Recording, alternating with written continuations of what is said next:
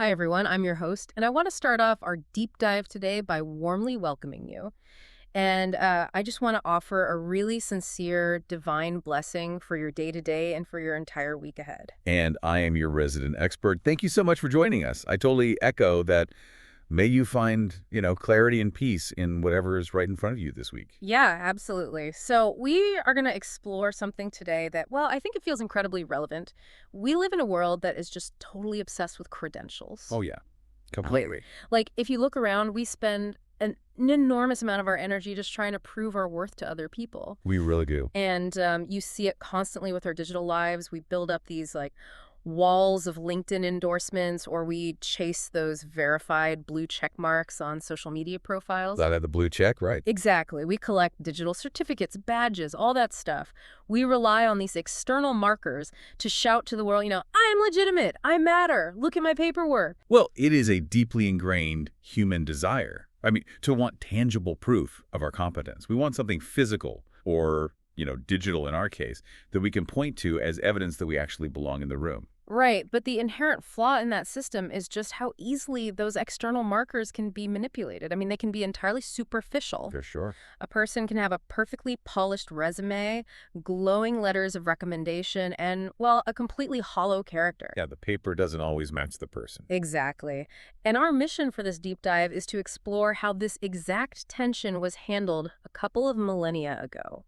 We are looking at the Apostle Paul's second letter to the Corinthians, specifically chapter 3. This is such a great chapter. It really is. And we're relying on the historical and theological insights from the Holman and NAA study Bibles today.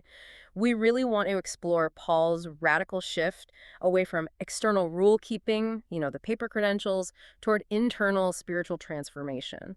Because the first century, it was just as consumed with status, patronage, and credentials as we are today. Honestly, maybe even more so. Wait, really? More than today? Oh, absolutely. To understand what Paul is doing in this chapter, you really have to understand the environment of ancient Corinth. Yeah. Like, Corinth was this bustling, incredibly prosperous Roman colony. Okay, so a lot of money, a lot of trade. Exactly. It was a major commercial hub. And in that kind of society, who you knew and who endorsed you meant everything. I mean, it was literally your passport to social and economic survival. Wow. Okay. That context completely reframes the beginning of this chapter for me. Because, well, Paul's the one who originally founded this church in Corinth, right? Right. He spent a year and a half there really investing in these people. Yeah, and then he leaves to continue his travels. But eventually, these new figures show up in town. The historical notes refer to them as false apostles. Yeah, that's what they're called. And these guys just roll into Corinth waving around literal physical letters of recommendation to prove their authority. Exactly. They brought these letters of endorsement from prominent people, likely from Jerusalem, to, establish themselves as the real deal. So they were showing off their first century verified check marks. That is exactly what it was. Yeah. And they were actively trying to undermine Paul's authority by pointing out his lack of official paperwork. Yeah. They were essentially asking the Corinthians, where is Paul's verified checkmark? Because we have ours. They wanted to see his resume. Right. They were demanding that Paul produce his own letters to prove he still had the right to speak into their lives. And Paul's response to that demand, I mean, it is a masterclass in rhetorical judo. He just refuses to play their game. He totally flips it on them. Yeah. He tells the Corinthians that he doesn't need a paper letter of recommendation because the Corinthian believers themselves, they are his letter. Which is such a powerful image. He shifts the entire burden of proof. He moves the evidence of his legitimacy from a fragile piece of papyrus to the undeniable reality of a transformed human life. He tells them that this letter of endorsement isn't written with ink, but with the Spirit of the living God. And he takes the imagery a step further, too, contrasting not just the ink and the spirit, but the actual surfaces being written on. The tablets. Yeah. He says this letter isn't etched on tablets of stone, but on tablets of flesh, meaning human hearts. And that specific phrasing, I mean, it is deeply theological. Paul's drawing directly on these major Old Testament promises. Like which ones? Well, if you look at the prophecies of Ezekiel and Jeremiah, God promised that a day was coming when he would establish a new covenant. Yeah. He promised to take away the people's hardened heart of stone and replace it with the responsive heart of flesh. He literally promised to put his Spirit actually inside of them, rather than just giving them, external rules to follow. Oh, right. So Paul is telling the Corinthians that they are the living, breathing fulfillment of those ancient promises. Okay, I have to challenge Paul's framing here, though. Because if someone today walked into a room, pointed at a group of rehabilitated people, and just said, "You want my resume? Look Yeah. at these people. I changed their lives. They are my resume." Yeah, that would not play well. No, it would sound incredibly narcissistic. It sounds like he is claiming personal credit for their spiritual transformation. That is a very fair critique of how it sounds on the surface. But Paul actually anticipates that exact criticism. He does. Yeah. In verse 5, he explicitly cuts off any interpretation of self-reliance. He states, and I'm paraphrasing a bit here, not that we are adequate in ourselves to consider anything as coming from ourselves, but our adequacy is from God. Oh, interesting. Yeah, and the Greek concept of adequacy there relates to capacity or sufficiency. So he is clarifying the source of the power, like it's not him. Yes, the confidence Paul is projecting is not like self-confident arrogance. It is entirely rooted in God's grace. This actually mirrors the calling of the great Old Testament figures. Oh, like Moses. Exactly. When God called Moses at the burning bush, or when he called the prophet Jeremiah, their immediate response was to highlight their own inadequacy. Right, Moses said he couldn't speak well. Exactly. They felt they lacked the speaking skills or the authority, but their capacity to do the work never came from their own merit anyway. God supplied the power. So Paul is adopting that exact same posture. Spot on. He is saying, your transformed lives are the undeniable proof of my ministry, but God is the sole author of that transformation. I am literally just the messenger. So the messenger gets to deliver the proof, but he didn't invent the cure. Exactly. Well, that phrasing you mentioned earlier, tablets of stone, that operates as a massive, historical trigger word for a first century audience, right? That's huge. When a Jewish audience hears tablets of stone, their minds immediately lock onto one specific event. Mount Sinai, the giving of the Ten Commandments. It's the inauguration of the Old Covenant through Moses. Right. And Paul uses that imagery to launch into this major contrast between the Old Covenant, the law of Moses, and the New Covenant of the Spirit.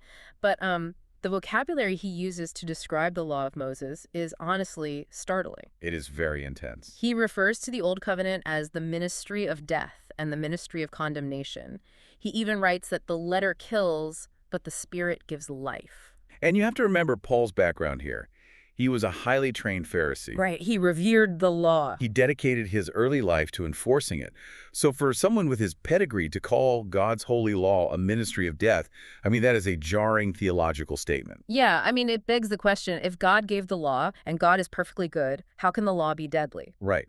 And the answer lies in the fundamental design and purpose of the Old Covenant. The letter, meaning the written code of the law, it was never designed to impart spiritual life. Okay, so what was it for? Its primary function was diagnostic. It established a perfect, holy standard of righteousness, which really served to reveal the depth of human sin. It showed humanity exactly where they fell short. I see. But the tragic reality of the Old Covenant is that it provided absolutely no internal power for the people to actually obey the commands it gave. Okay, let's think about this like a medical diagnosis. I love analogies. Lay it on me. All right, so the law of Moses, the Old Covenant, is essentially this state-of-the-art, high-definition MRI scanner. You go into the machine, and it scans your entire body with absolute perfect clarity. Okay, tracing you so far. The MRI isn't evil.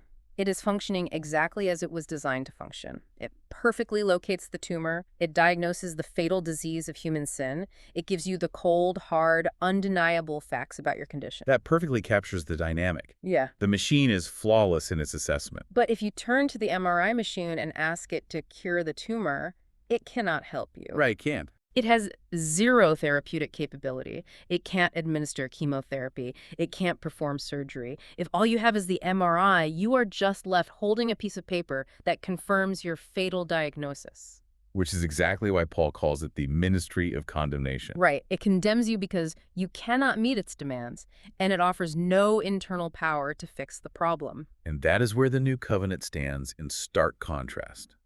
The New Covenant is the ministry of the Spirit, to use your medical analogy.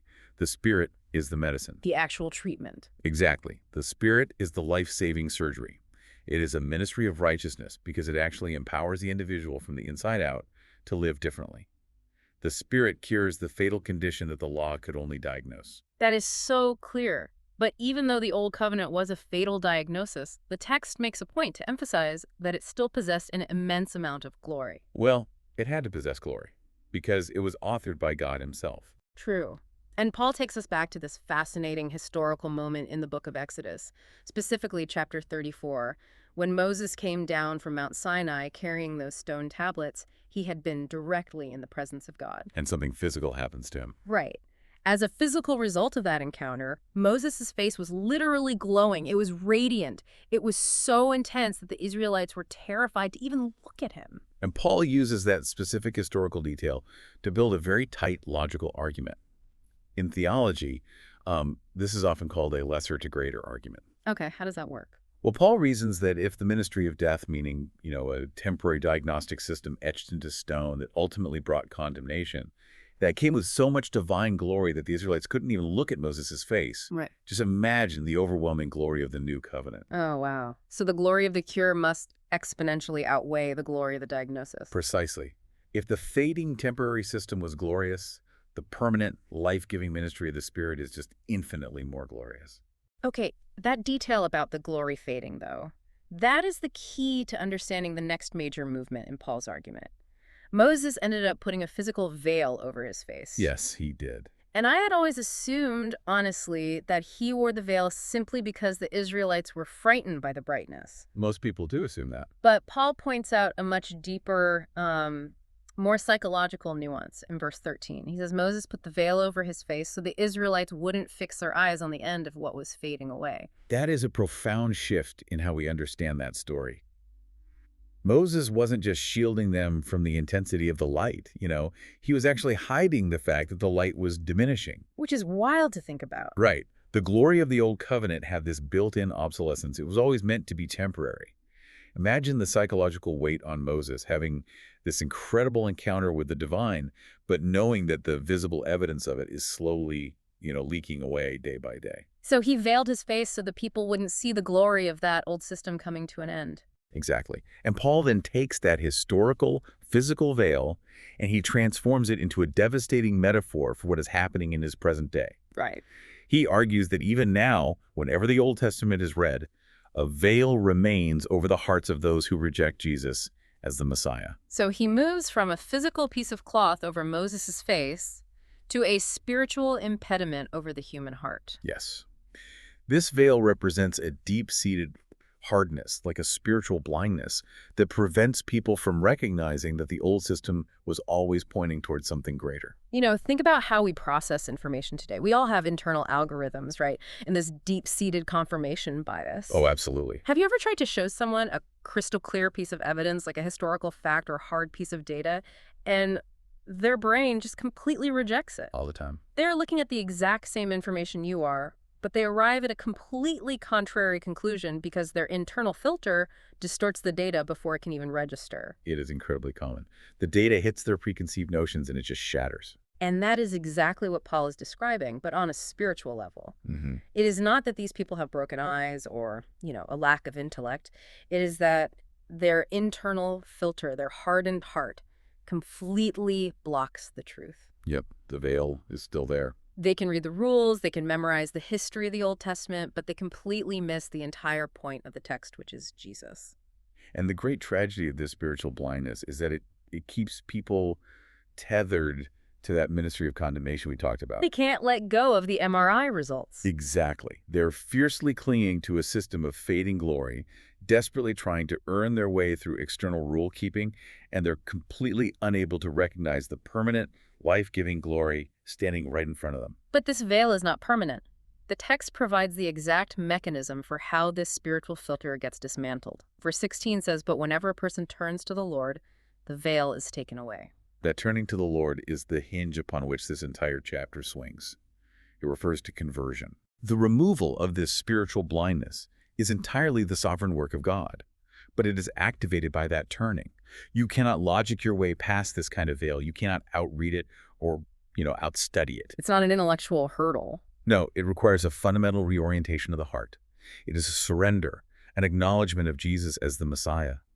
The moment that internal posture shifts, the impediment is lifted, the blindness is cured, and they can finally see the old covenant for what it truly was, a signpost pointing to Christ. And removing that veil ushers us into the profound reality of what the new covenant actually feels like to experience.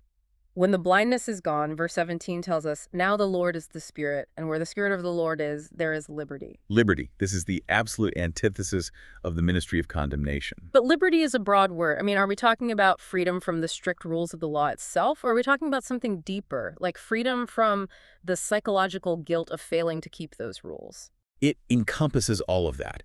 It is a very multifaceted freedom. First, it is freedom from the veil itself. Freedom from the exhausting hardness of heart and the inability to see truth. Right. Second, it is freedom from the crushing weight of the Old Covenant's condemnation. Returning to your medical analogy, you are no longer defined by the fatal diagnosis. You are no longer living under a death sentence of failure. Wow, yeah. Instead, you have unhindered access to the loving, empowering presence of God. There is a vital theological note in the study materials regarding the first half of that verse, though, where Paul writes, the Lord is the Spirit. On a quick reading, it almost sounds like Paul is, blurring the lines of the Trinity, suggesting that Jesus and the Holy Spirit are the exact same person. Yeah, that is a sentence that requires careful handling. The commentary specifically addresses this to guard against a theological error known as modalism. Modalism? Yes, it's the idea that God is just one person who changes into different modes or wears different masks depending on the situation. God. Paul is not erasing the distinct eternal identities of the Father, the Son, and the Holy Spirit here. Rather, he is highlighting the incredibly intimate, cooperative harmony between them in the work of salvation. Okay, so they are distinct but totally aligned. Exactly. The work of the Holy Spirit is entirely consistent with the work of Jesus Christ. To experience the life-giving Spirit of the New Covenant is to experience the personal presence and the mind of the risen Lord Jesus himself. They operate in total unity. Okay, so the veil drops, you experience this profound liberty, you are in the presence of the Spirit, and then Paul lands the plane with this sweeping, magnificent image in verse 18. He says, but we all, with unveiled faces, looking as in a mirror at the glory of the Lord, are being transformed into the same image from glory to glory, just as from the Lord the Spirit. And the Greek word Paul uses there, katatrisis, which is translated as looking as in a mirror, it is incredibly rich. What does it mean exactly? It carries this dual meaning of contemplating something deeply and also reflecting it, much like a mirror reflects the light source it is pointed toward. I need to pause on the timeline of this transformation, though. Paul says we are being transformed into the same image. Does this mean the moment the veil drops, you see the glory of God and your life is just instantly fixed? Like, are you zapped into absolute perfection the moment you believe? It is a really common misconception, but no. The theological concept Paul is describing here is gradual sanctification. Gradual, okay. It is not an instantaneous, magical event where all your flaws just disappear overnight. It is a lifelong process. Notice the specific phrasing he uses, from glory to glory. Yeah, that does sound like a process. That language implies steady progression. It is an ongoing journey of growth. As you spend time with an unveiled face, contemplating the character of God, you are slowly, incrementally changed to reflect that character to the world around you. So it's the difference between a photograph being instantly printed and a sculpture being slowly chiseled over decades. That is a great way to view it. And this concept actually connects all the way back to the very beginning of the biblical narrative. In the book of Genesis, humanity was uniquely created in the image of God. We were designed to be mirrors, essentially, reflecting God's character into the world. But the fall into sin ruined that. Exactly. That mirror was shattered and heavily distorted. The new covenant, the gradual work of the Spirit from glory to glory, is the slow, steady process of repairing that broken mirror. God is restoring humanity to what we were originally designed to be. Well, let's draw the threads of this entire conversation together. We started by looking at our modern obsession with easily faked external credentials, right? The LinkedIn profiles, the blue checks, the paper resumes. Right, the stuff we use to prove we matter. Yeah. We want quick, visible proof that we matter, much like those false apostles waving their letters of recommendation in Corinth. And Paul just dismantles that entire superficial system. He pulls us away from the fading glory of ink and stone, away from the condemnation of a diagnostic law we can never fulfill, and he plunges us into the messy, beautiful reality of internal spiritual transformation. Because true legitimacy isn't what you can print out and hand to someone. The ultimate, undeniable proof of God's work is a transformed human heart. It is the monumental shift from the MRI merely diagnosing our failure to the Spirit actually performing the life-saving surgery. Exactly. It's the cure. It is the veil of stubborn, hardened bias being lifted so we can see reality clearly. And perhaps most encouragingly, it is a daily process. You don't have to be perfect instantly. You just have to be willing to look into the right mirror with an unveiled face, allowing the Spirit to work from glory to glory. That's right. Which brings me to a final thought for you to carry with you as you navigate your rent. Think about the people in your life, your family, your coworkers, your neighbors. If the true mark of this new covenant isn't a physical certificate you hang on your wall, but the gradual internal transformation of your character, what reflection is the mirror of your life currently showing to the people around you? Are you reflecting the fading, status-obsessed systems of this world, or are you reflecting the permanent, life-giving character of the Spirit? It is something to deeply consider. God bless us all, the listeners.